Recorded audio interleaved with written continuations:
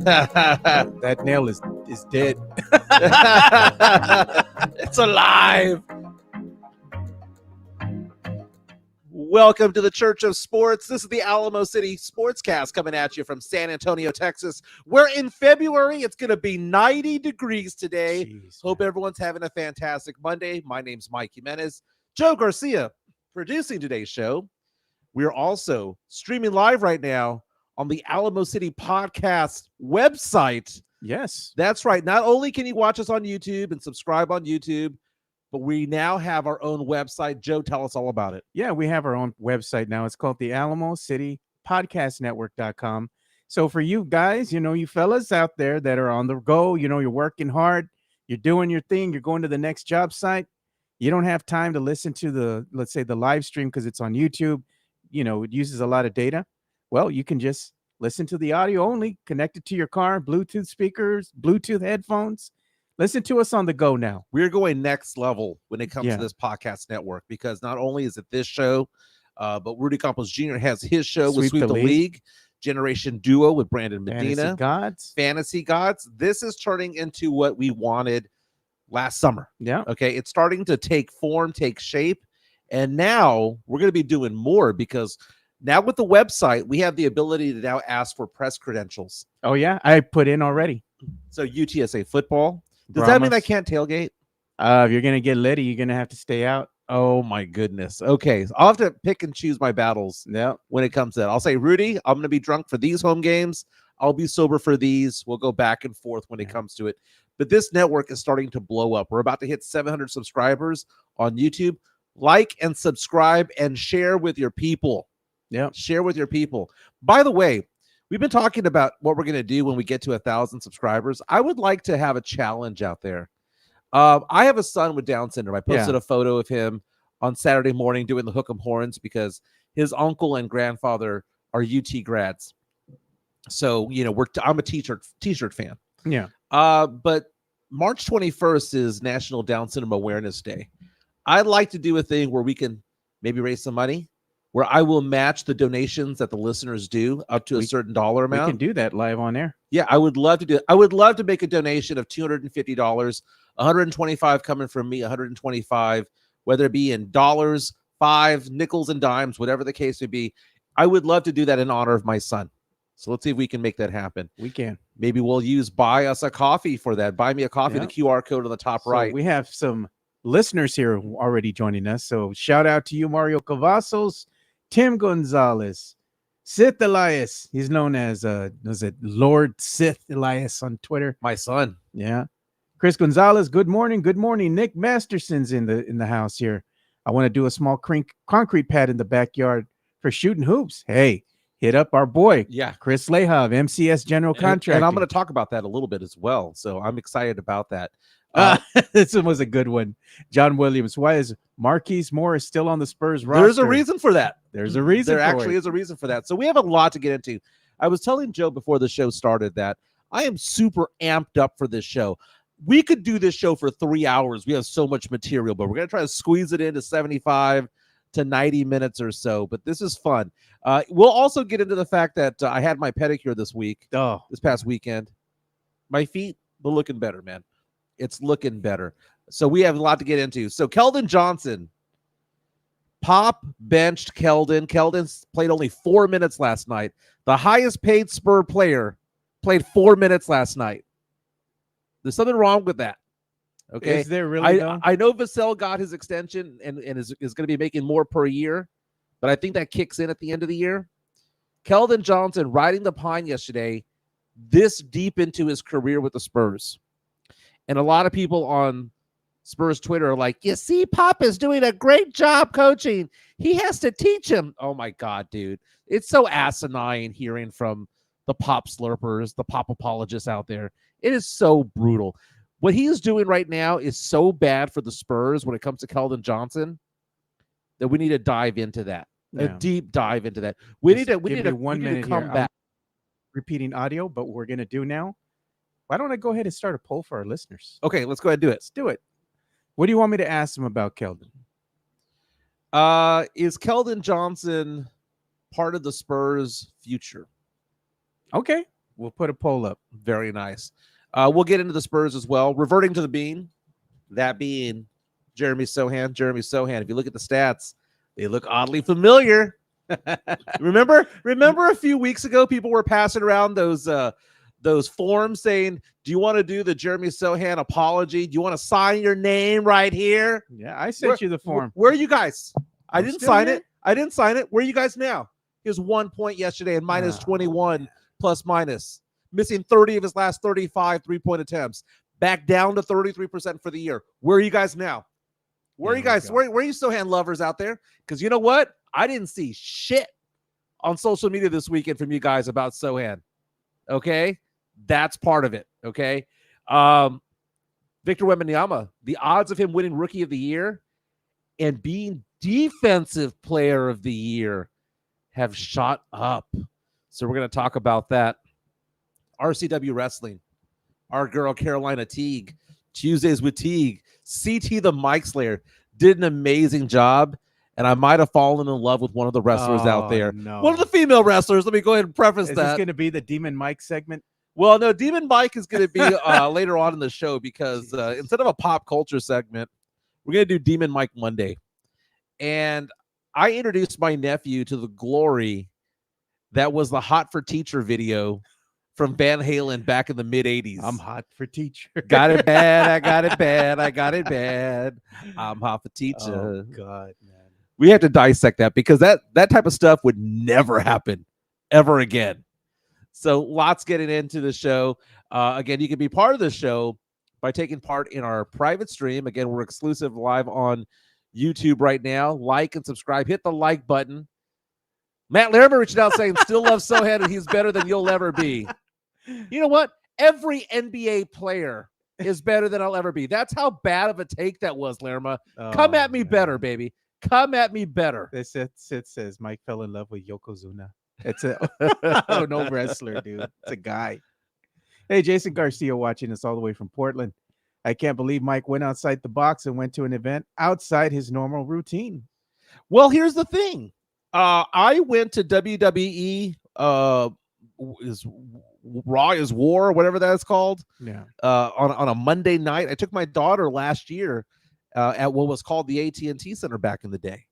So it's not that I wrestling's the kind of thing where I like to watch when I'm there. But if you're gonna make me watch it on a Monday or do WrestleMania or Royal Rumble and all that stuff, have no desire to watch it on TV, none whatsoever. But it was pretty cool to see the Von Erichs out there, the kids to Kevin Von Erich, Ross and Marshall Von Erich out there yesterday. So let's get into the Spurs last night. So let's talk about last night. Spurs lose again. Rodeo road trip continues, and the Spurs lost again, falling to the Utah Jazz 128-109. They were getting their asses handed to them early. Spurs came within single digits, got it to within like 8 or 9 points late in the game. But Spurs got blown out 128-109. Spurs now 11-47 and are doing the death march to the worst record in Spurs franchise history. 51 years.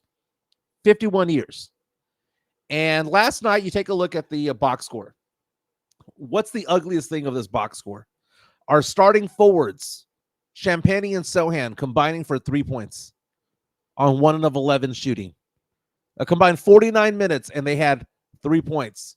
Or is it Keldon Johnson, who fouled Lauri Markkanen on a 4-point play and got yanked from the game, only played 4 minutes, did not attempt one shot. Did not attempt one shot. We got a new chat here from the Drew Show. We have a super chat, a $5 tip from the Drew Show saying, insanity.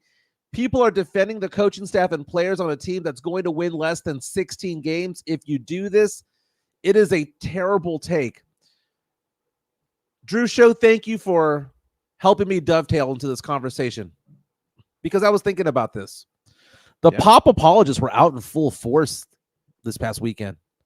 I mean, full force about Pop is doing an amazing job out there, and Wemby says such nice things about him, and look what he's doing to Keldon. He's showing that he is still the coach. He is still the man in charge. Do you know what Pop just did? What the Spurs coaching staff just did? They just fucked with this guy's trade value. How stupid are you to be out there and benching this guy when he is your best trade chip? And you bench his ass for 4 minutes and you send signals to the world that he's not doing well this deep into his career. This 24-year-old who's been in the league for years, it has a good contract, a tradable contract. You are sending signals out to the rest of the NBA world that this guy is just a dude. Your best trade asset, you took a sledgehammer to. You fucking idiots. Well, they said they benched him because he keeps making the same mistakes, and we've all seen the same mistakes. We're 11-47 or whatever it is. But we've seen the same mistakes going even back to last season. He does the same mistakes. The coaching staff's getting tired of it. Everybody, I think, is just getting heated right now. They're in a losing season. It's an 82 game, haul that you have to get through. The gamut of playing 82 games. I'm like, everybody has a bad night. Maybe he just wasn't feeling it. He's tired of the losing. He just said, fuck it. I'm not feeling it. And I don't care. And the Spurs coaching staff just pulls him and benches him. And I'm going to send him a message. What message are you going to send him? You're going to put him in the next game they play. He's going to probably make the same mistakes. Right. Let him ball, man. Now, keep in mind, the last 2 games that Keldon Johnson had played, 18 points on 7 of 12 shooting, 14 points on 5 of 9. Something tells me he was kind of doing his job off the bench. Chris Gonzalez reaches out to us on our YouTube stream and says, Pop is doing a great job at sucking. Roy reaches out to us on our YouTube stream saying, hopefully they fire Brian Wright and that Pop is out the door with him at the end of the season. Again, let's think about this. If you were trying to sell a car or trading a car to Toyota, would you clean it up or would you take it dirty? Would you take a bat and hit the windshield before taking it over there? No, man. You want to at least have it presentable. You want to presentable, clean it up, detail it, inflate the value a little bit. But what did the Spurs do to Keldon Johnson? What was the whole point of playing him just 4 minutes because he's doing a lot of things that are, that getting bad habits? What were they doing? This guy's been in the league for 5 seasons. He's played 278 games for the Spurs. Yeah, look at Sith. Shout out to you, Sith Elias. Appreciate the support, man. He says, Mike low-key hates the Spurs. Mike say no, Spurs no. Mike is right about a lot of things. It's just you guys just don't want to deal with it. Like the Current doing an article the other day on our show, both quoting me and Joe. Oh gosh. I was the level-headed one. And at the very end, they were like, was Michael right? He was right. And that's the thing. I say things that are unpopular, but it doesn't mean that they're wrong. It just means that you guys don't want to hear it. A lot of Spurs fans are Pop apologists. They are. And it's no different than Jefe from Three Amigos. I'm still here with you at Wapo. Boom, gets shot in the face. That is the thing, man. It's so asinine. And you look at it, the Spurs have one asset to trade, right? Because who else are we going to trade? The Spurs have a hard on for Sohan, so they're not going to trade him. Obviously, Wemby is the cornerstone piece.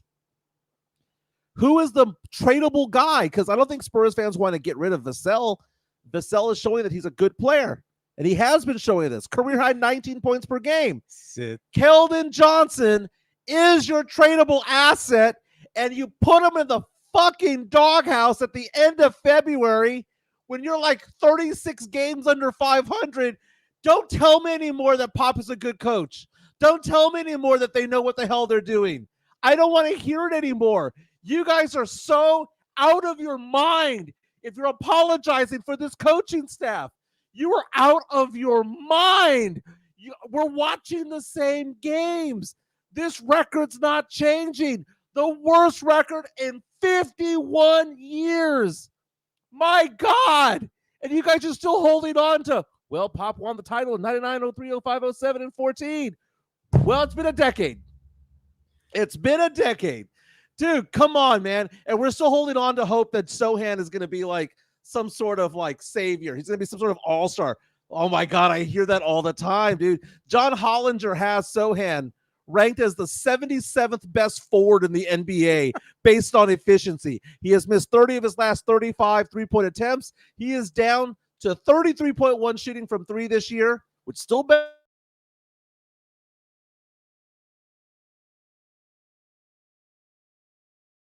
Field goal rating is Oh God, that's your favorite stat. identical to last year. 0.483 versus 0.84. Oh my God. Oh my God. Matt Lerman, Mike's gonna give himself a heart attack.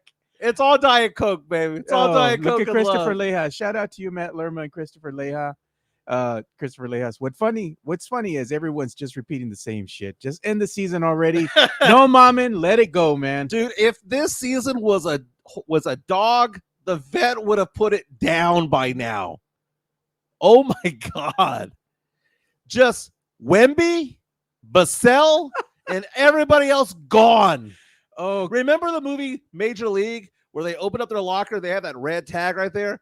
I want red tags to everybody except for Wemby and Vassell. I do like this comment by Coach Gio. I don't live in San Antonio, so I'm not poor. Hey, I don't live in San Antonio either, man. I live in West Bear County. That's why I can't vote. I can't run for mayor like people were asking the other day. God, did you know what we're gonna do too? Since Chris is here in the chat, we're gonna go ahead and play his little segment here. Give him a quick shout out. MCS General Contracting. Well, before we get into that, I actually have been in talks with Chris about, and here's the thing. Yeah, Chris and I go at each other on Twitter all the time. 99% of the time, it's all love. Okay, it's all love. We went to the Spurs game with you a few weeks ago. Yeah. MCS General Contracting, I have a lot of faith in. They're going to be doing some resurfacing of my porch. Chris is going to be coming to my house this week, maybe even today, because I need a walkway done to the side of my house. I thought it was my dogs that destroyed it, but he pointed out to me, because I sent him a video, that it might have been the fact that I don't have gutters and that it might be rainwater that is washing away all the soil that's down there. So instead of erosion. So instead of trying to replant grass out there, maybe I should just have a concrete patio or some sort of walkway that goes into my backyard. My goal is to have a country concert in my backyard this summer. My grass is starting to spread. And then I realized also that the drop-off point from my porch to the grass is like 2.5 feet. That's kind of a long drop to get down. So maybe I should get a landing of some sort to kind of get an easier way into the grass. Make the grade a little better. Yeah. You know? So let's go ahead and show some love to MCS General Contracting. They do the job right. Diamond hard, baby. MCS General Contracting, more than 30 years of combined experience in concrete placement. They are the best in the business. Honest pricing, high quality work. They get going on house foundations, driveways, concrete patio decks. If you want to extend the deck, extend the driveway. If you're a business and you need to put together a slab, a parking lot, or other concrete placement services or sidewalks, reach out to MCS General Contracting at 210-774-9155. They're confident in their skills, so give Chris Leha over at MCS General Contracting a call at 210-774-9155. And thank you for being a sponsor of this show. MCS doesn't do it cheap. They want to do it right. Two different things. Man, Sith Elias is on one today, man. Look what he says. Can I go? I'll cover Toby Keith. Well, there you go. Well, there you go. You know, it's interesting. My friend Michelle is going out to she's deploying with the Air Force. Yeah. And her husband Sean threw her a party this weekend, and they had a country act that was performing in the backyard, and it was so cool, man. And I want to have a nice backyard to do certain things. They had the mariachis. If you want to show the video I have out here. Sure. So go ahead and show that. So that's my good friend Michelle. She is deploying with the Air Force, and they had the mariachis out there early, but then at night we all stood out there, and on the porch area we had a country band perform a concert. They were singing a lot of George Strait songs. They had a really good Dwight Yoakam covers that they were doing out there. It was really good, man. So again, props to Sean and Michelle Quintero for all that they do, and shout out to your friend. to Michelle as she goes out there. But it was great.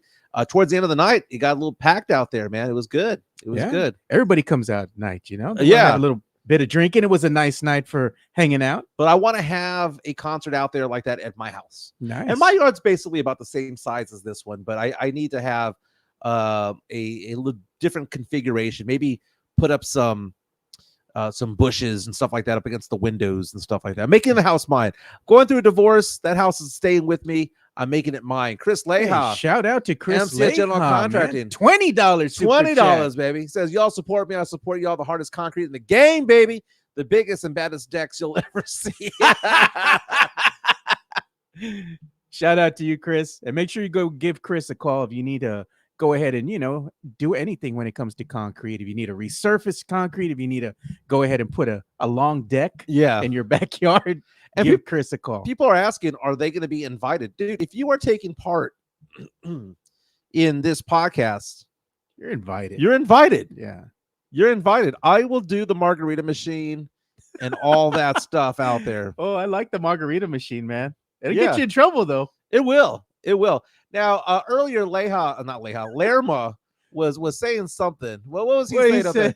I don't know. About West Bear County over there? Most was more poor. Not on my side. I got $900,000 houses in my neighborhood. Mine's not 900,000, but those around me are. But it's funny because Lerma's been firing up those Twitter Spaces, man, and I seem to be his muse these days. Oh God, man, I can't with some of these people in these Twitter Spaces. Look, Twitter Spaces is an avenue for everybody to have a voice, and you go out there and you say what you want to say. But a lot of these Spurs fans are so upset with the way the season has gone that they can't let one person just have their, hey, this is how I'm feeling. Oh, what your opinion is dumb. It doesn't align with mine. Mine is better than yours. You don't know what you're talking about. But you know what? Nonetheless, it's an avenue for them to go ahead and discuss and bicker amongst themselves. But I'm just like, wow, man, it gets wild in there. I don't mind it at all, man. I don't mind it at all. So Lerma, you do what you do, baby. I say with a bunch of love, dude. Yeah, Lerma does great with the Spaces. Keep that up, brother. Yeah, but it's just funny because it's just we disagree with Pop when it comes to it all. But Matt Lerma says we got millions of dollar condos here, bruh. I don't know what side of town you're on, but my neighborhood, has Selena's widow, Chris Bettis, out there.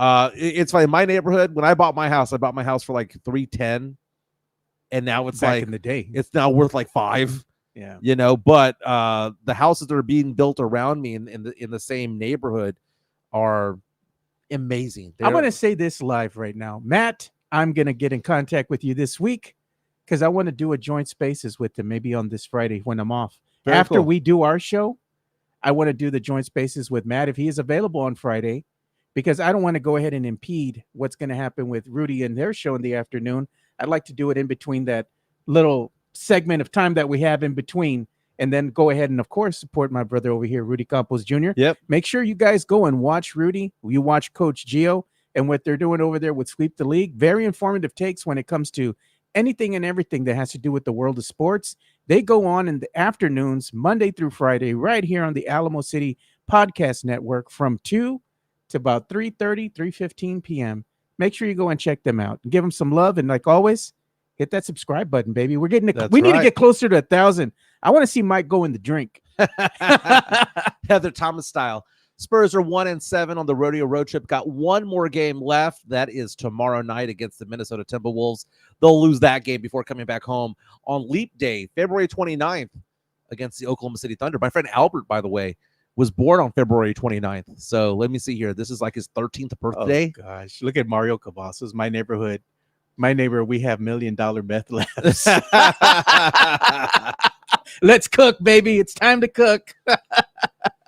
I want to get into something that happened the other day on a college basketball game. I know March Madness is around the corner, but there's a Duke basketball player that got hurt, and it was actually crazy. It was Kyle Filipowski. He's a center, 7-footer.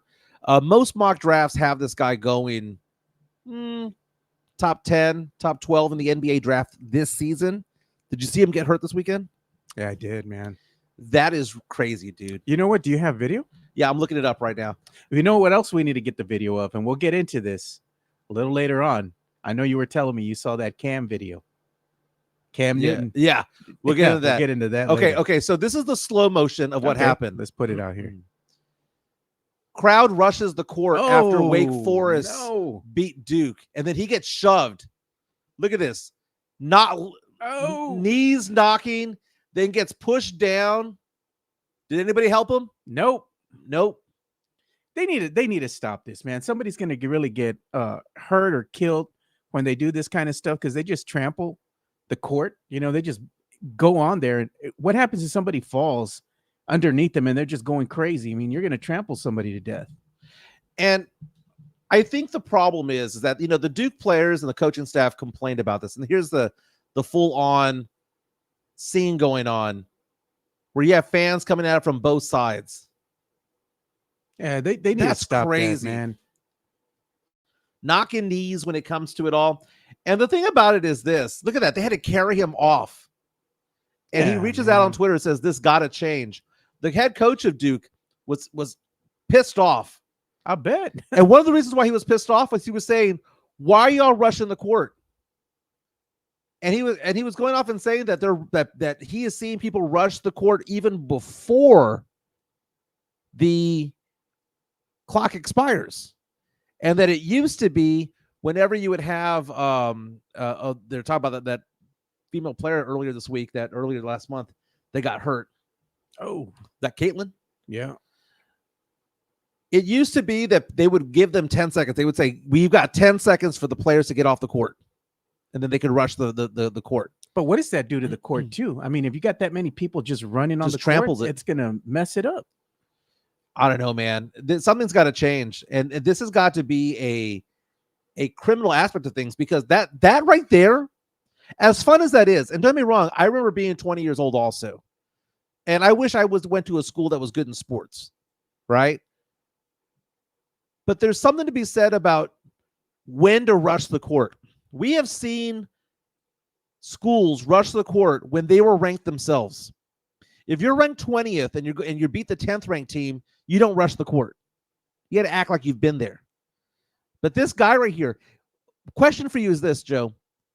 This guy who's supposed to be in the top 10 or 12 in the draft, let's say that he's seriously hurt. Can he sue the school?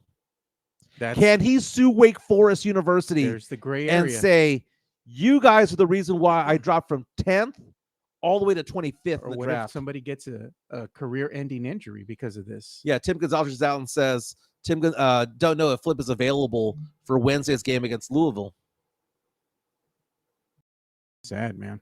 I mean, I understand the rivalries, right? Yeah. But did it seem as though these fans gave any craps about the players? And some people are like, oh, well, he stretched out his leg, so it's his fault. Kyle Filipowski had every right to be on the court because he's a freaking player. He is. He was the only person on that court right there, along with his teammates, the coaches, and the referees that were allowed on the court. And now he's being carried off the court because fans stormed it.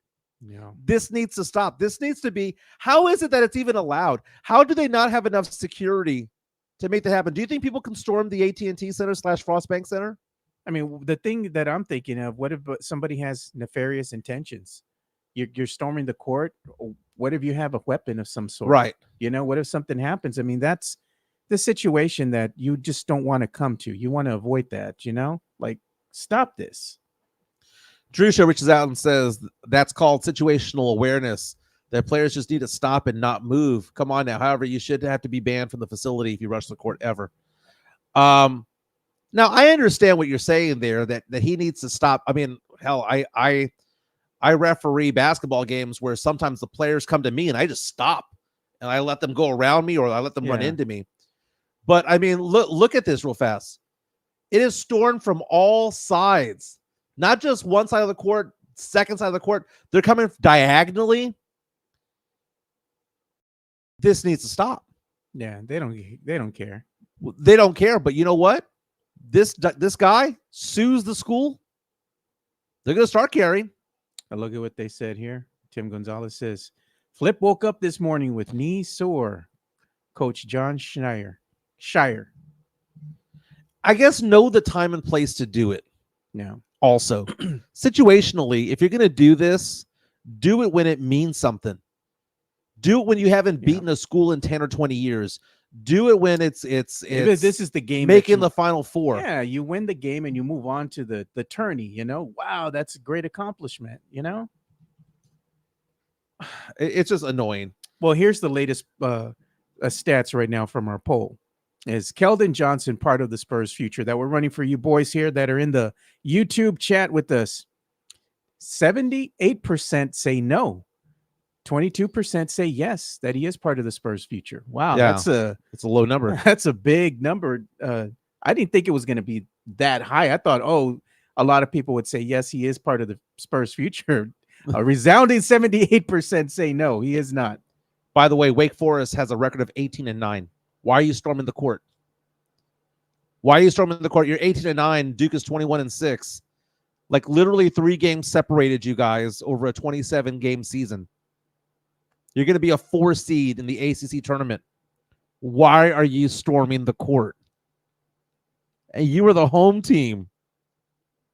Shouldn't you have won that game? Expectations, baby. Expectations. Give me those numbers again in the poll. 78% say that Keldon Johnson is not going to be part of the Spurs future. 22% say yes, he will be part of the future. Do you think that maybe other teams know this? Do you think that if maybe the Spurs are trying to get Trae Young and the Spurs are like, hey, man, we've got a guy who's a 5-year vet, name is Keldon Johnson, has a very manageable contract. He won a gold medal. You want Keldon? And what are they going to say? Hey, didn't you guys bench him in February? Hey, look, didn't you guys take him out for just let him play 4 minutes because, quote unquote, he was making multiple mistakes consistently? Dude, they literally said that he is making the same mistakes repeatedly, and he's their best trade asset. That's not a draft pick. Look at what Morvey says here, watching us on YouTube. He says, we should have stormed the floor when the Spurs beat the T-Wolves. I think that was one of their last wins. Jeez, man, that's a long time ago. Last time the Spurs won. Do you remember this? Yeah. Okay, so Matt Lerma, who's been my nemesis on Twitter Spaces, I need him to answer this because I know he's listening because he's commenting right now. Yeah. Matt, let me ask you a question since you've been my nemesis on Twitter Spaces. Do you believe the Spurs hurt Keldon Johnson's trade value last night by benching him? By benching him and playing him only 4 minutes and coming out and saying, he's not correcting mistakes, that he's consistently doing the same mistakes. That would be interesting. Look at Chris Leha. We need Mike versus Matt ASAP. That could be a conversation that can be had. And for other people who are on our Twitter stream right now, do you agree with me?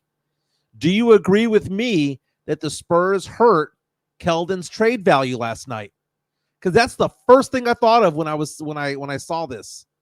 First thing I thought of. Sith Elias says, call in, Lerma.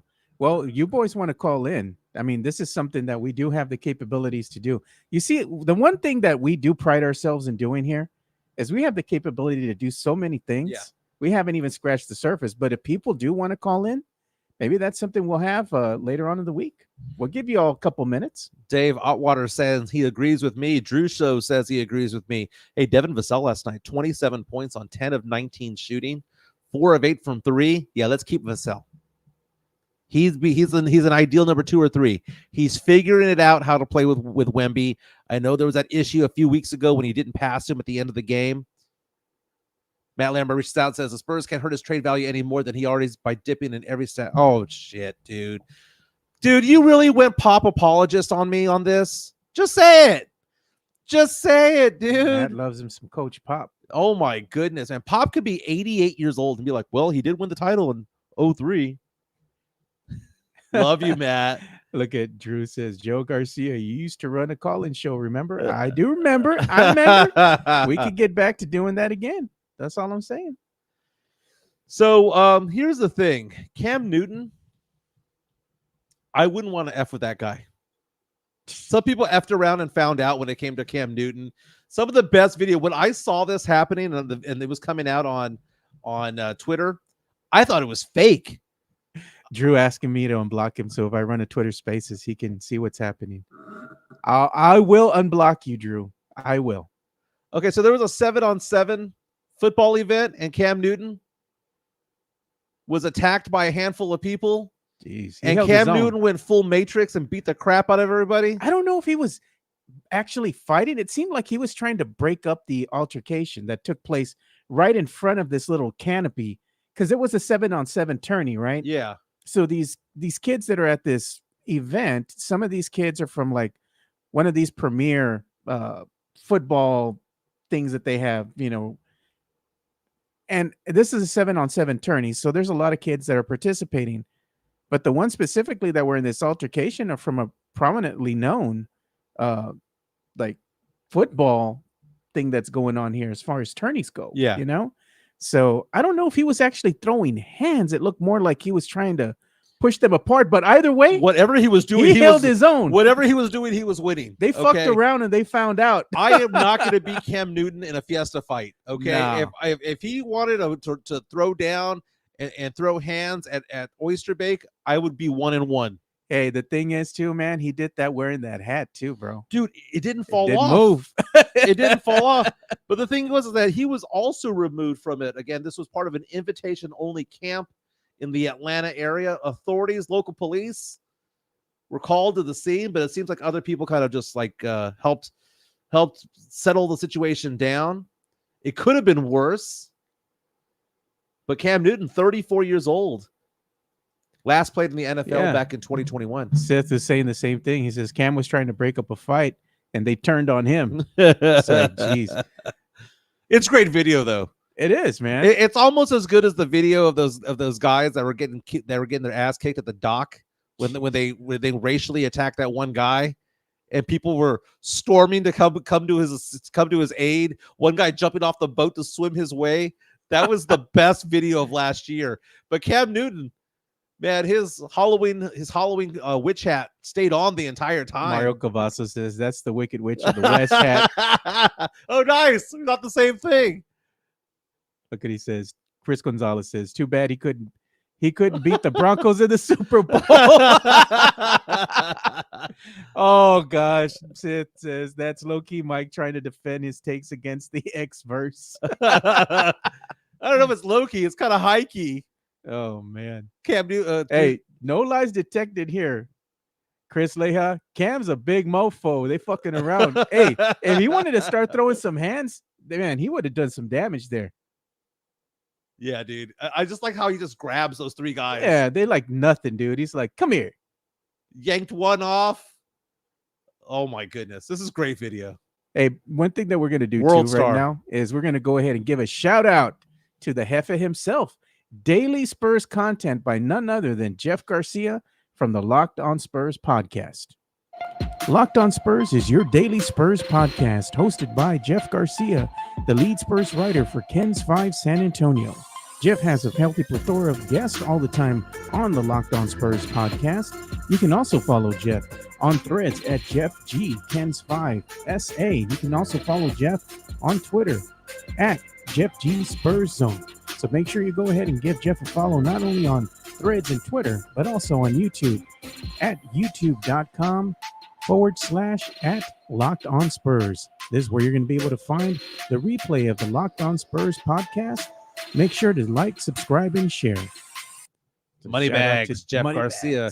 You know, this network represented a lot this week when it comes to Locked On Spurs because we have Rudy Campos Jr. is going to be on. I think you're on this I'm on week. today. You're on today. Rudy's on tomorrow. I think I'm on Thursday. Wow. So we are fully represented. Garrett from the Netherlands. Wow. Hey, coming Garrett. out saying, I love Keldon, but after 5 years, you would expect he would constantly or consistently score 15 to 20 points per game. Garrett, do you know what this reminds me of a little bit? This reminds me of the treatment that Lonnie Walker got on his way out the door.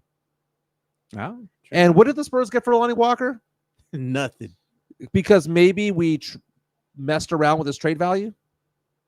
Could it be? Well, I mean, case in point, I mean, Lonnie Walker, he hasn't been playing great as of late. I mean, but he's still a salvageable.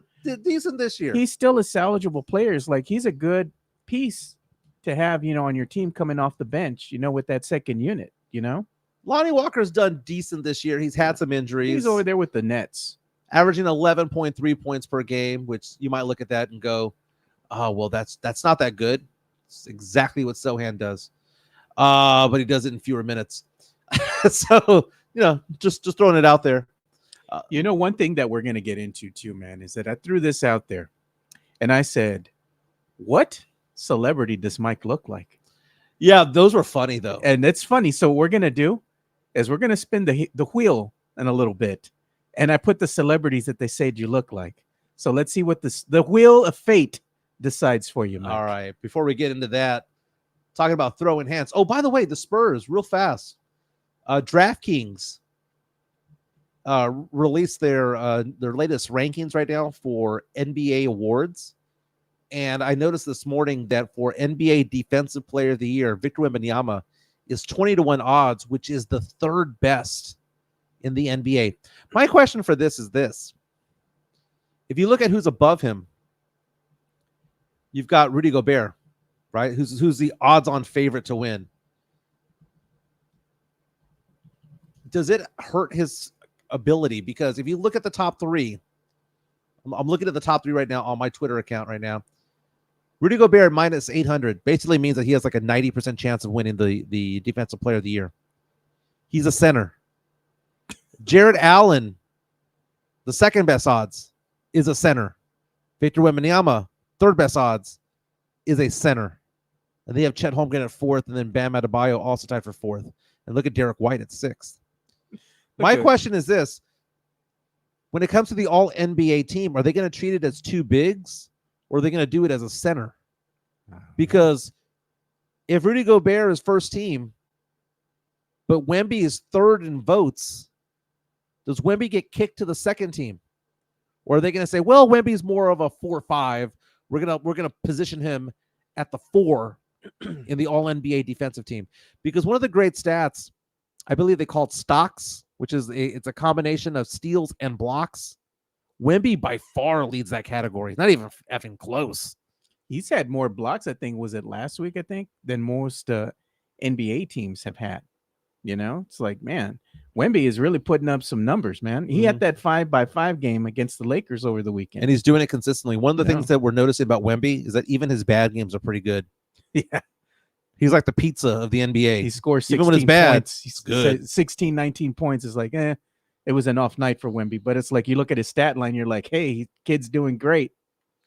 Chris Lehouse saying Wemby has more blocks than some NBA teams this year, which is effing wild. Jeez, that's what I'm saying, man. The kid is unreal. You know what? LeBron James even said after the game, he's like, man, that's a special kid right there. Yeah.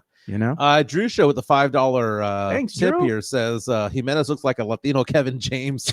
If Kevin James isn't on the list, all y'all just trying to hurt Mike's feelings. Now go get your Leah Remini. Dude. You know what's funny here? Jason Garcia says Mike looks like a Hispanic Ricky Lake. That's interesting. I don't know what to say, but Ricky Lake was a big deal about 20 years ago. Yeah, man. That's hysterical. Last night, let's talk about last night, because I was at RCW Wrestling. Oh, my Which God. was great. And here's video of the Claw. The Von Erich boys won last night. I mean, come on. They're not going to win with the Claw. That's iconic for them, man. It was RCW's 22nd birthday party. They started out with mariachis on the in the ring. Big old cake out there. They had 8 fights. Sold out crowd. It was over by Ingram Park Mall area. Did you get to meet Mr. Oliver? I didn't meet anybody over there. And in fact, Carolina Teague, who was emceeing the event, our good friend at Carolina Teague, was basically saying that she wanted me to stop by afterwards, but she was doing her thing. And she's busy, yeah. Fans were all over her and stuff like that. So I was like, you know what? I'm just gonna back out and just take off. But it was fun, man. I'm not the biggest wrestling fan, although whenever I go see it live, I do enjoy myself. And this was great, man. This was great. And then when the Von Erichs came out, everyone started chanting, "This is awesome! This is awesome!" It's a good time at RCW. I've been to the matches before, and we had a great time. The next one, by the way, is going to be on St. Patrick's Day. Is that on a Saturday? What day is that? I'm not sure. If it's on a Saturday, we should go. But here's our girl CT making the announcement. What was so funny was that whenever they were announcing, they were jumping up and down. Notice how she jumps, how she jiggles up and down. If I win, hate to say it that way, but that's just what's going on. Look. See, that guy just jumps up and down, moving, and the whole thing just starts shaking. I think if I win, I'd probably heckle her just to have fun with her. No, that's our girl. She was looking beautiful out there, doing her thing. That was amazing. Now, they said, admit it, CT big broed you. She big timed you. Yeah. Now, talking about getting my own remedy, Callie in the red and black stole my heart yesterday. I was cheering her on. Which one? The one in the red? The one in the red. Oh God! She did this move where somebody was on the turn. What was it called? The turn belt or whatever. Oh, the Cholas came out. The Cholas came out. That's what they call themselves. The Cholas. This is such great video. Callie a little thick. BB Rexa? BB Rexa-ish. There was a point where she sat on somebody's face for a second, like one of the fighters. God. And some guy in the crowd's like, I'm next. You see? And that's give that man a shirt. It's Marbach nice. It's yeah. So was she hot? She was Marbach hot. Oh, she was God. Marbach nice. They're talking about the mariachis. I said you had to listen to them back-to-back days. And then Elias says Mike wanted them deported. God, man. Look at this. A little junk in the trunk there. Oh, it was great. And the interaction that these wrestlers had with the crowd was amazing. I don't know, someone would say boo to somebody and one of the wrestlers would look back and go, you shut up. It reminded me of the movie. What movie was that? Role Models. You shut up, whore. Oh, yeah. That's what it reminded me of. But Callie, I'm going to show this move one more time. Our girl Callie with the throat punch. And I like this move right here. I like this move. This was my favorite move of the night, or one of them. I was sitting third row excited, getting hot and bothered. Your nephew's all, Mike, don't bother me, kid. Demon uncle. Don't bother me, kid. But again, RCW's next event's going to be March 17th on St. Patrick's Day. Me and my nephew out there grabbing drinks. By the way, we had 3 slices of pizza and 4 cocktails for $30. Not bad, dude. It was like $32, something like that. That's cheap. Not bad. You can't buy that. You can't buy all that food at the Spurs game for that much. And insult to injury, right? As bad as the Spurs season is, guess what they're doing now to the Spurs fans? They announced that they are going to be increasing their ticket prices. For what? For what? Y'all don't have anybody on that team worth a damn beyond Wemby. You're going to have another losing season unless you go and pick up somebody in the offseason, and you're going to increase ticket prices. I'm calling my Spurs rep up today and say, you know what? Cancel my season ticket plan for next year. I'm fucking done with this. You're not the only you're not the only person thinking that, man, because oh, by the way, I have a blocker on your computer over here. It's really pissing me off. Oh God. Again? Yeah. So no, if you can come help me with this. Yeah, I don't know how you do that. How do you go and justify with an 11-47 season, the worst record in 51 years, you're going to try to justify having such an increase in prices for season tickets? It's ridiculous. I don't get it. I'm having a hard time even paying for the Bally app right now. I'm so mad at the Spurs right now. So mad. Tim Gonzalez asking the question, was she a nugget? Was Callie a nugget? Callie was a Marbach nugget, a mugget, if you will. Edmund Ortiz says, loves RCW, just reminds us of the gorgeous ladies of wrestling days. Jonathan C. saying, people just want to watch Wemby. Makes sense. David Atwater said, superfan Mark Brunette canceled his season tickets as well. Well, he canceled him for another reason because he got tired of the Spurs coming at him for anything and everything he was posting. So yeah, he's just gotten tired of the bullshit. And you know what? I think as Spurs fans, we're just getting tired of the product that's out there on the court. Do better. Okay, so let's go back to two box real fast if we can. Yeah. So the question becomes of like skipping steps. You know, I've been an advocate of skipping steps, and what I mean by skipping steps, because we hear that all the time. Pop says it all the time. We can't be skipping steps. We can't be skipping steps. A nice reminder that Pop has never led a rebuild. He's been with this team for 28 years, has never led a rebuild. Because he inherited a 50-win team that got Tim Duncan. Well, before they got Tim Duncan, what was their record? He wasn't the coach. No, but I'm saying before they got Tim Duncan, they were 20. No, they were 50-win teams. No. Before they got Tim, they tanked because Robinson and Elliott got hurt. Exactly. They tanked for Timmy. Right. They got Tim. Then what happened? They drafted Tim Duncan. He came on board, and I think it was that season is finally when Pop said, "I'm the captain now." Yeah, he did. You know, but it wasn't a rebuild. Yeah. Well, he missed it by one season. No, he was there. He was there. He was on the staff.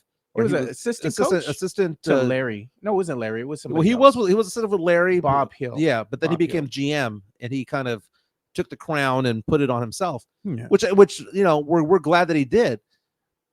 But that was a 50-win team that lost its superstar and lost its other all-star. And then they decided in February, we're just going to tank the rest of the way, which was the right thing to do. Not going to complain about that. Oh, God. They got Duncan.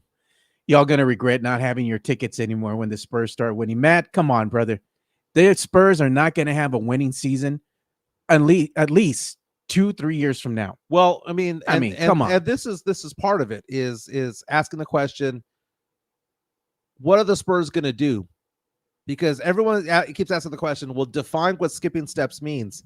Skipping steps basically means doing something with the roster other than saying we're just going to build off of it. We're just going to just draft, and we're going to build through the draft, because it has to be a lot more than that. It has to go after star players. You have to go after a Trae Young. You have to go after a Cade Cunningham. You have to go after. So if they go after a player like that, that is a skipping of a step, because they're not developing somebody. They're getting somebody who's already developed. Yeah. That is a skipping of a step. Another skipping step is, you know what, maybe have a different coaching chain, head of the snake, if you will. But if the Spurs are going to go out there and trot out there a lineup of Wemby, Vassell, Sohan, Keldon, Zach Collins next year, and they don't bring in anybody significant behind it, they're going to win 25 games. Yeah, and Wemby's going to be amazing throughout it all. They're going to win 25 to 30 games, because this is not a winning team. We do not have winning players. We don't have any efficient players out there. The only efficient players that we have out there are Wemby and Vassell. Everybody else is incredibly inefficient. Zach Collins, man, is my least favorite. Zach Collins player literally on this went roster. a month without making a three-pointer. That boy is Booty Crumbs. I made that nickname for him, Booty Crumbs Collins, and I'm sticking with it. And he's living up to it. Vassell finally playing at a high level right now, playing at an extremely high level, showing that he can be. If he needs to understand, he's the second banana to this team, and I think he's finally figured out that part of it. It took a while, but he finally figured it out. Keldon inconsistent, Sohan extremely inefficient, Trae Jones too short to guard any guards out there, the star point guards. The Spurs really need to get Wemby, Vassell, and blow it up. Look at this, Sith. He says, if the Mighty Ducks could do it, we can too. Yes. we're just gonna improve, because we're staying together for 5, 6, 7, 8 years. We're just gonna improve. They're gonna go out there and do the flying V. Yeah. Come on. Triangle. Oh, come on. Man. I don't know. I've never seen the movie, but that might need to be a Friday. Oh man. Friday thing. I don't know, man. You're gonna shit on that movie. Drew Show says Bob Bass built the team. Pop stole from Bob Hill. Facts. Charles No Knee Smith was GM. Pop's big acquisition. Facts. It reminds me of a story that I saw the other day where people were giving Mark Jackson a lot of love. You know, Steve Kerr is going to be a Hall of Famer for being a head coach, right? For leading the dynasty that's the Golden State Warriors. Who created that team? And people are going back in time and going, you know what? That was Mark Jackson's team. Mark Jackson was the one who put together Steph Curry and Klay Thompson. Mark Jackson was the one who said, these guys are going to be the greatest shooting backcourt of all time. Y'all don't think it's going to work together, but this is what's going to work. Mark Jackson did that. Steve Kerr comes in, wins the title. John Gruden in the NFL. Chucky, before he got canceled. John Gruden was living off of the Super Bowl that he won in the early 2000s. He didn't create that team. He took Tony Dungy's team. Tony Dungy's team, which had made the playoffs, he took it to the Super Bowl. And it wasn't because he added a little bit something. It's because it was a good team to begin with. They're already giving you shit. They're like, stop the show. Did Mike say he never saw Mighty Ducks? And then never saw Mighty Ducks, but I will say this though. I believe it stars Emilio Estevez because I see the photo. Yeah. One of my favorite movies growing up was Young Guns. Hey, I like both of them. One and two. They were two great, was good. Man. They were great. Two was good too. You know what? It was good because the actual lead characters, they ended up dying. Yeah. And I think that's what makes a great movie. I mean, Charlie Sheen dies in the first 5 minutes. Yeah, man. It's like it's good because it's like, oh, these characters can't get touched. Yeah. No, they can, and they died. Now, back in the day over there, I mean, you go to that movie, Kiefer Sutherland was really good. Oh, yeah. Lou Diamond Phillips. Then you have the whole spiel, the whole line that turns into Regulators by Warren G and Nate Dogg, you know? Yeah. Can't be some geek off the street. I know how to handle the steel. Yuck, look. Regulators, mount up. Look at James Molina says, yep, Steve Kerr inherited a good team. Sis saying Young Guns is iconic. You know, there's such great movies from the early 90s when I first started watching movies, you know, because I was in high school. I'd go to my friend's house and it would be a blockbuster night. One of my favorite movies growing up, which was remade 25 years later, was a movie called Flatliners. Oh, I remember that one. That was with Kiefer Sutherland, Kevin Bacon, and also with Julia Roberts. You know what? Let's go ahead and put that little bump in there. That entertainment bump really gets me going. Go get it, man. Let's get it.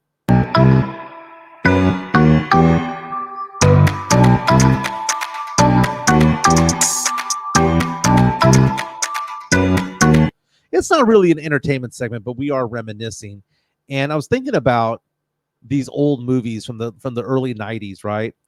And I saw this article the other day. It was actually a TikTok, and it was going back in time, and it was talking about some of the greatest movie scenes of all time. And were you a big fan of A Few Good Men? I liked it. I watched it, but it's not like it's a movie that I'm going to keep watching, you know? So the iconic scene is of, and I'm posting it right now. The iconic scene is the courtroom scene. Put it in there. From A Few Good Men. There you go. Jack Nicholson. Jack Nicholson. Well, youngish. A middle-aged Jack Nicholson. Still had the season tickets to the Lakers, by the way. Still had some of his hair. Going toe-to-toe with Tom Cruise. And such a star-studded movie that this was with Demi Moore and Kevin Bacon and Kiefer Sutherland. And, you know, the whole thing about You Can't Handle the Truth, right? You know, I'm going to fast forward to that part right there. Yeah, Demi Moore looking hot, bro. Oh, she was a nugget back in the day. But someone posed the question, was Jack Nicholson great in this scene because he's great?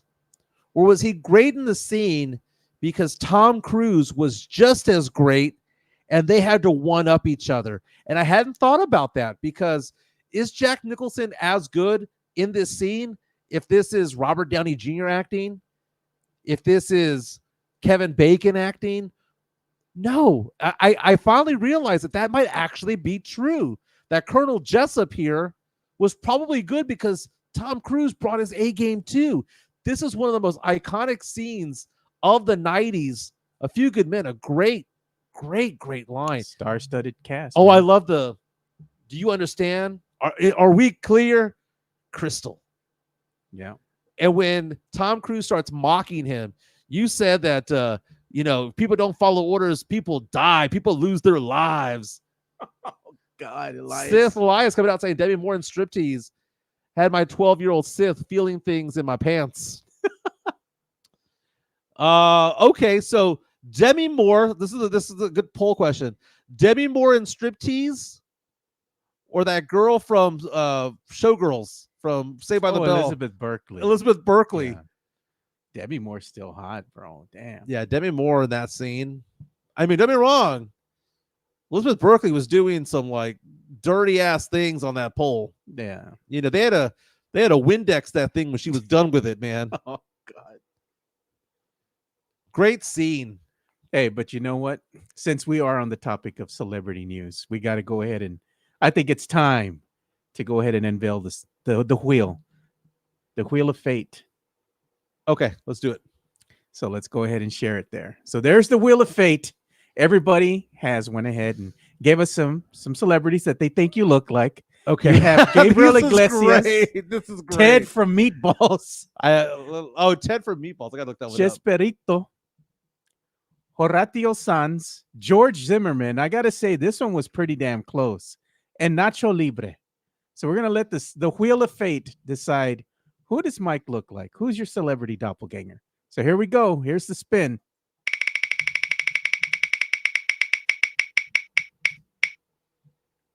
George Zimmerman. Well, first of all, fuck George Zimmerman. All right, let's just go ahead and put that out there. George Zimmerman gunned down somebody simply because he was afraid of him. Wasn't he jogging in the neighborhood or something like that? And George Zimmerman was like, "Oh yeah, well I was patrolling this area, even though he didn't live in that area. It was basically a racial shooting, and he got off on it because, well, that's just how society works in a very racial part of the country." George Zimmerman, fuck him. But you know what? There's a resemblance. He looks like a cousin of mine. I mean, I have cousins who look like him. So I'm not saying that I look like him. I'm saying that if his last name was Jimenez, I'd believe it. Wow, bro. I mean, it was just like a hair over. You would have been Horatio Sanz. Do you know why people say that? Is because whenever he goes out and you see all these photos of George Zimmerman is always in a suit because he was in court, and you guys see me all dressed up and all that stuff. Oh, look, you're showing the website. Oh yeah, here's the website, AlamoCityPodcastNetwork.com. Yeah, go check it out. Come check it out. So Demon Mike time. We need to have a bump for Demon Mike. Oh God, we do. Well, I'll have to work on something, man. But I know the peeps, they just love the wheel, man. The wheel of fate, Yeah. So we're gonna do more stuff with the wheel, man. So we can show the screen. Sure. I introduced my nephew to Van Halen's Hot for Teacher yesterday. And it was because I was on Spotify streaming some music and a Van Halen song came up. So I was telling my nephew about David Lee Roth versus Sammy Hagar and how when they were inducted into the Rock and Roll Hall of Fame, Van Halen had two lead singers that were inducted because Van Halen with Hagar was good. Van Halen with David Lee Roth was epic. And we were talking about Eddie Van Halen and how great of a guitarist he was and all that stuff. And I mentioned that there's so many great and iconic songs of Van Halen. But when it came to Hot for Teacher, it was the iconic video for me because although I didn't watch a lot of TV growing up, every once in a while, I would sneak in a little bit of MTV viewing. And this video will forever have my heart because I was around these kids' ages when I was watching this video back in the mid 80s, right? I was in elementary school, middle school, whatever the case may be. And I was telling my nephew, they would never make a video like this ever again, where the kids are in black and white. The band members have like their alter ego, which is the younger version of themselves. Michael Anthony, Eddie Van Halen, Alex Van Halen, David Lee Roth. And then you have Waldo. And I was telling my nephew, Waldo was kind of like the name that you would give the nerd. It was like, and he's like, the mom at the beginning of the video is like, I hope you make some friends this year, Waldo. And then what are the teachers going to look like this year? And here they come out. These models coming out. These teachers are, coming out in their bikinis and whatnot. David Lee Roth doing an epic job singing. And then you see these smoking hot teachers. I know they're actresses and whatnot, but it's just kind of the fantasy that goes on with this. I love this video. Great video. You could never do this video. You cannot have a band come out right now in the year 2024 and say we're going to do the video. And oh my God, the dance. The I got it bad, I got it bad, I got it bad. I'm hot for teacher dance. I'd be lying if I didn't say that me and my friends didn't do this dance and rehearse this whole thing. I wasn't the one doing the split, by the way, though I was skinny.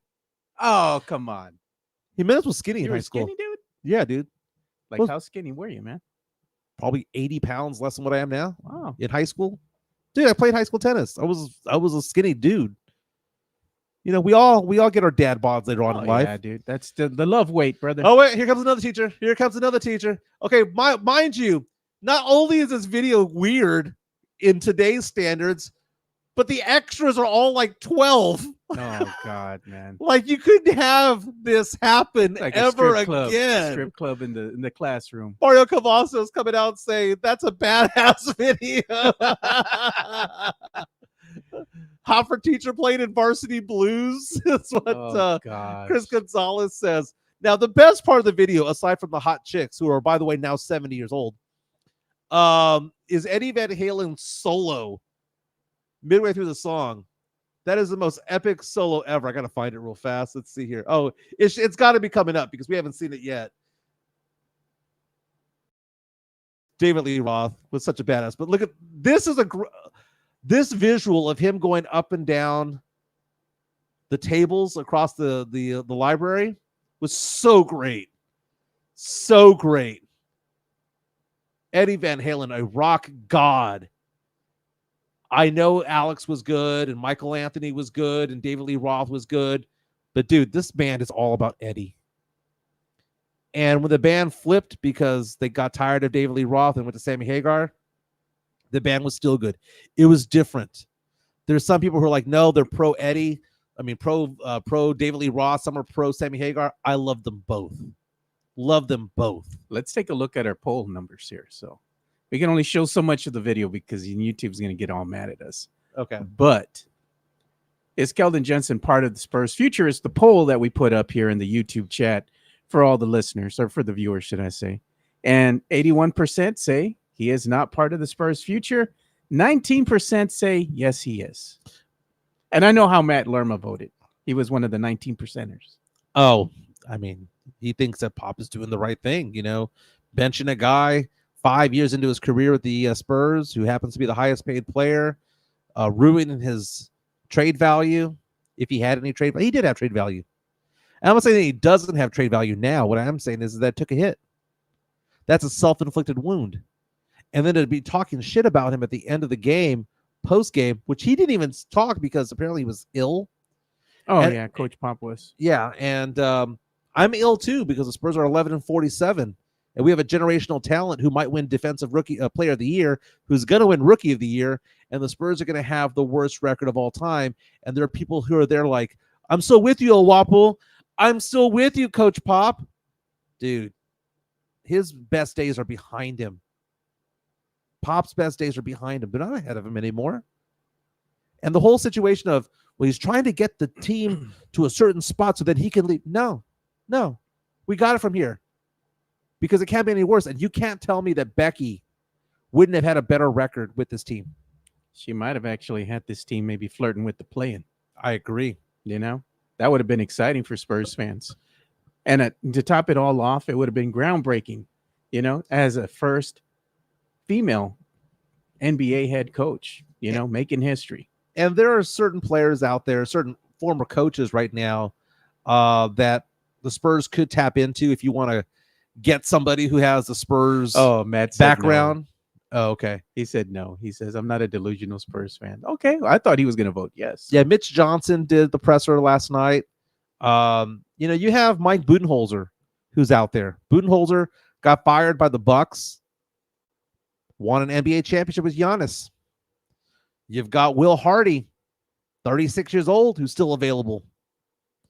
So, actually, Will Hardy was with the Jazz. I'm sorry. I'm thinking about somebody else.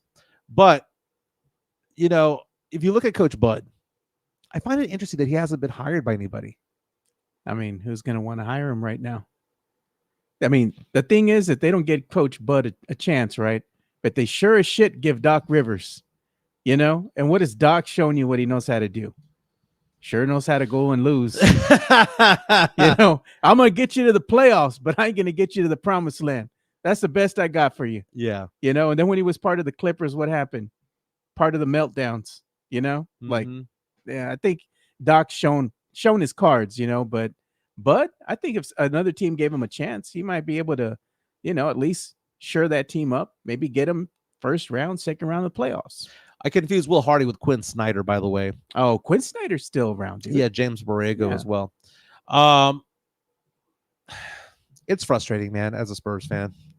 It's frustrating because I don't see any hope with Pop there. Oh man. I don't. Again, how many rebuilds has he done in 28 years? 0. How many players, how many coaches keep their job after 5 straight losing seasons and having the worst season of all time in franchise history? I mean, it just doesn't happen. And people are still holding on to hope that it's going to change. Spurs need to skip steps by trading for a star player. Like Mario Cavazos, I want Manu to be the next. Everyone else can suck it. I don't know if Manu would be a great coach or not. I don't know. I think out of the big 3, Tony would have been the coach. Tony's too much of a dick to be a coach. Good coach. I think Manu is more of the teacher. You know, he has that in him. And I think he's interested in doing something like that. But right now, I think he's spending that time with his family because let's face it, as an NBA player, you know, Manu, he's missed a lot of those opportunities to watch his children grow up. And now he's spending time with them, you know? Who made this last comment here? Because I can't see. Oh, it was Matt. Sorry, you had covered it up. He's doing 1 rebuild, Mike, not 0 anymore. Matt, when you are losing more than the year before, when you've gone from 22 wins to this year projected 16, you're not doing a rebuild. You're crumbling. Doing a rebuild means that you're having some sort of success with that rebuild. He hasn't done a rebuild. He has taken this plane and crashed it into the ground. Look at what Van Stain says. He says only Wemby can dictate who he wants to coach. Right. Yeah. Interesting. It is interesting. You know, I was on YouTube yesterday and was going through various shorts and stuff like that. By the way, we're doing a good job getting shorts out there. Thank you so much, Joe. I say we're doing a good job. You're doing a good job. I just come over here and flap my lips for an hour and 15 minutes. You do the rest of it. Was asking the question about why certain players fell in the draft. It was a great video that I saw. And it was about Luka Doncic. And it says, if you go back in time, do you think that there's still a stigma when it comes to international players? Because when Luka Doncic came out 5 or 6 years ago, I think it was 2018 draft, if I'm not mistaken, he fell in the draft, even though he was the most highly decorated young player in European history. But people still valued college play more than they did the international play. I think it's flipped. I think right now I would be more apt to want to go after that Serbian guy, that French guy, than I would be that guy from Wake Forest or Duke. You know what I'm saying? Yeah, I got you, man. I think the stigma is right now American players just aren't it. Well, it's just, you know, over in the other parts of the world, I mean, they got caught up. You know, they caught up to America, and it used to be the pinnacle, you know, of basketball. Now you have all these international players, and the game is just so broad now. It's ever spreading everywhere else. I mean, it's a good thing for the league, you know, that a lot of other, let's say, foreign countries are so adamant and have a passion for basketball. It helps the league overall as well. You know, one of the things that I just saw right now on the X, Clutch Points went ahead and tweeted this out. I retweeted this, by the way, as well. Most blocks in the month of February. And check this out. Portland Trailblazers, as a team, they have 30 blocks. New York Knicks have 35. So do the Sacramento Kings. Chicago Bulls have 36.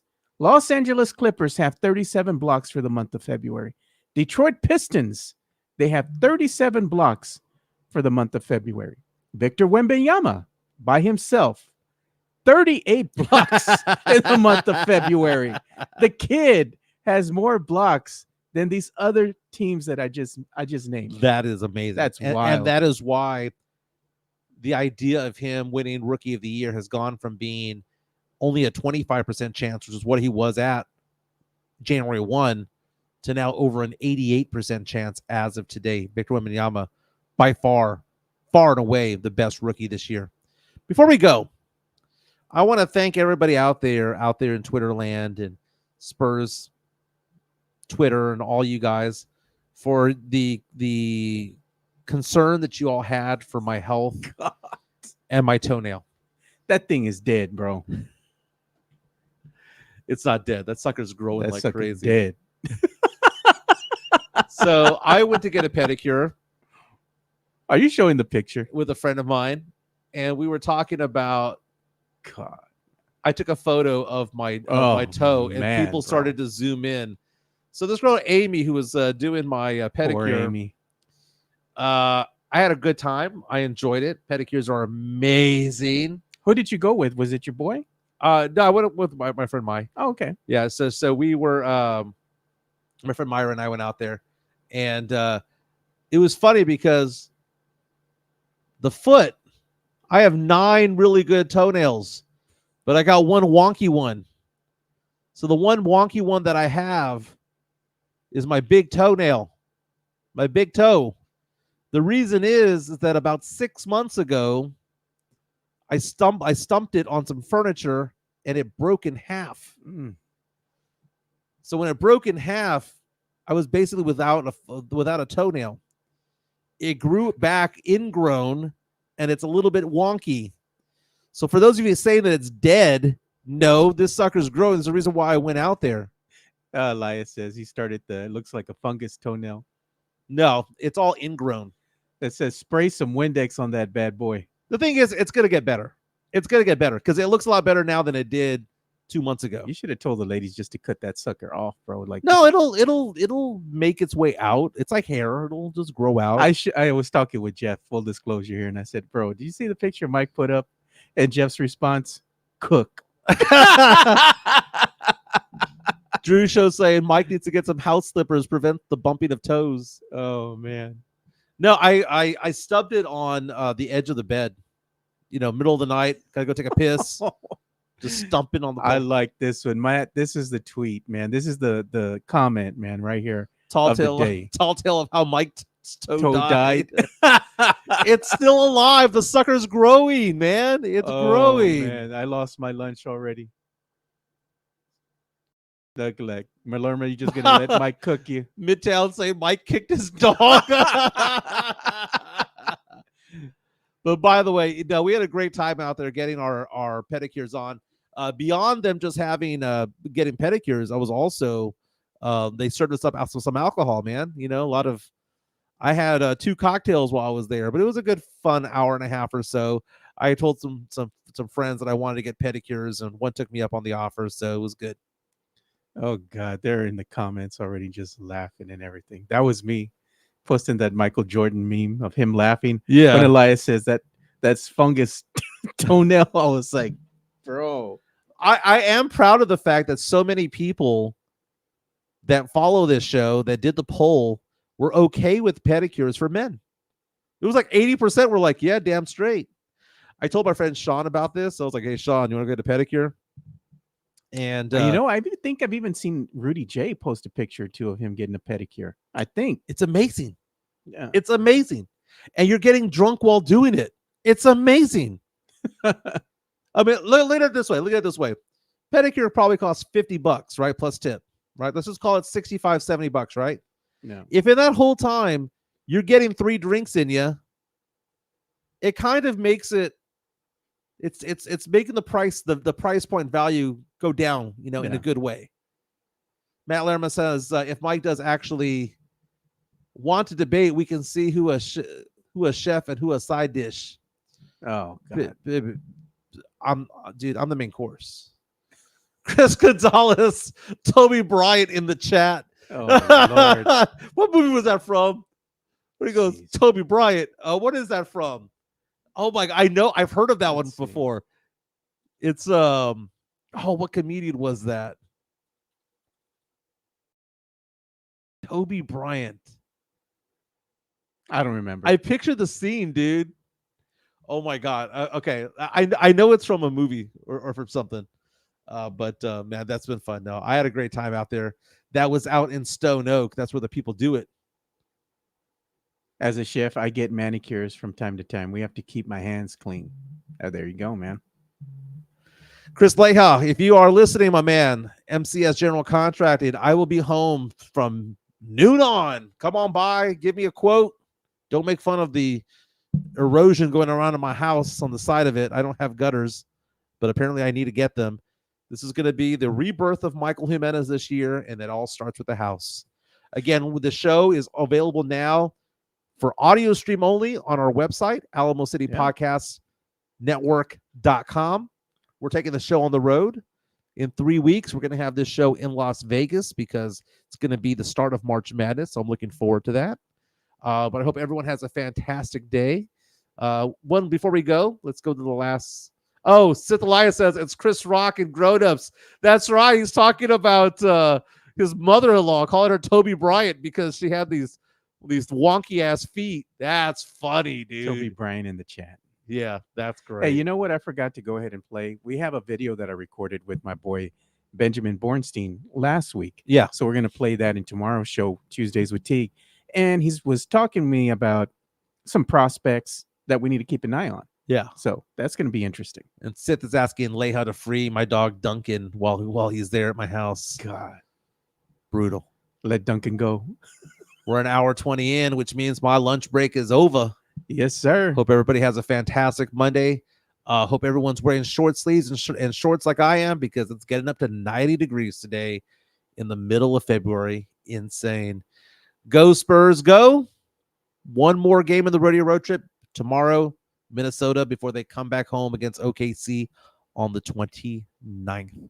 Tomorrow, Tuesdays with Teague. Join us tomorrow. And Garrett, it's almost nap time, dude. It's time for night over there in Europe. Thanks for watching from across the pond, my man. Everyone have a great day today. See you, boys.